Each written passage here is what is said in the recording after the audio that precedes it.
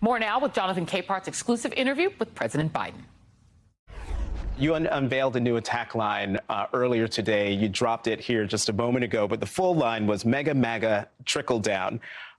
Surely you consider your student loan forgiveness program to be an antidote to that. But here's a problem, I think, for you and Democrats. Despite all the good economic news, low unemployment, record job creation, wage increases, Social Security, cost of living adjustment to 8.7%, the highest in 40 years.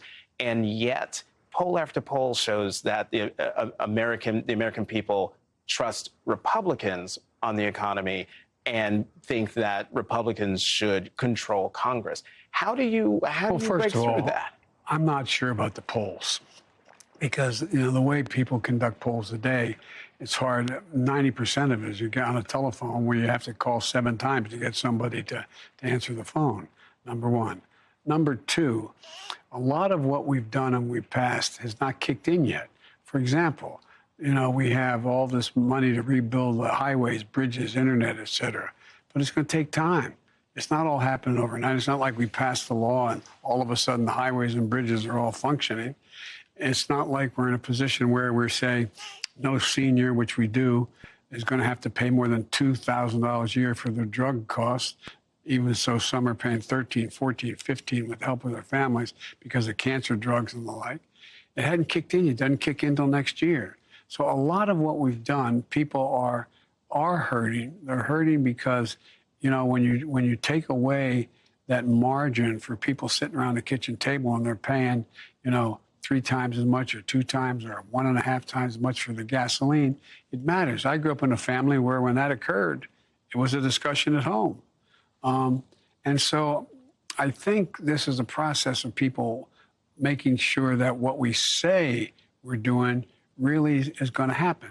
And so that's why these last several weeks, what I'm doing is saying, here's what we're for, here's what they're for, and make a choice and vote. And I think people are going to show up and vote like they did last time.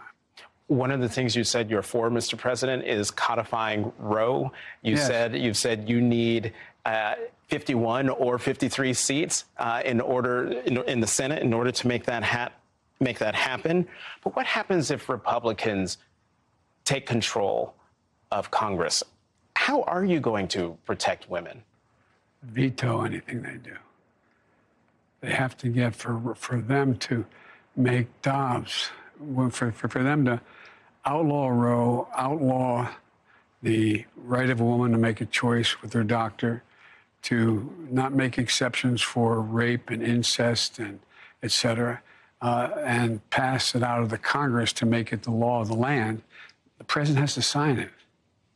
I'll veto it. Mm-hmm. One more question, Mr. President. You haven't officially said you're running for re-election, but NBC's Mike Memoli, who you know well, quotes a senior staffer to the First Lady that a 2024 re-election campaign, quote, is something both Dr. Biden and the family fully support.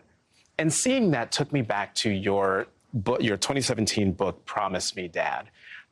You wrote about how your late son, Beau, insisted that you run for president in 2016. As we know, you didn't. You ran in 2020. But you write in the book that Beau said it was, quote, your obligation, your, quote, duty to run. And you also write, duty was a word Beau Biden did not use lightly. You're president now. And there are plenty of people who are saying that you shouldn't run again because of your age. I'm wondering, what do you think Beau Biden would say to those people who think you shouldn't run again? It's not so much he'd say to those people, what he'd say to me, in my view. The only reason to be involved in public life is, can you make life better for other people? And depending on who the opponent is, if they have a view that is such antithesis of what I believe democracy and I believe is good for average Americans, then his argument was, Dad, you have an obligation to do something. The reason I'm not making a judgment about formally running or not running, once I make that judgment, a whole series of regulations kick in. Mm-hmm. And I treat myself as a candidate from that moment on. I have not made that formal decision, but it's my intention to run again. And we have time to make that decision. Dr. Biden is for it. Mr. President. Oh. Dr. Biden thinks that, my wife thinks that, that we're doing something very important and that I shouldn't walk away from it. Joseph R. Biden, President of the United States, thank you very much. Thank you, Jonathan.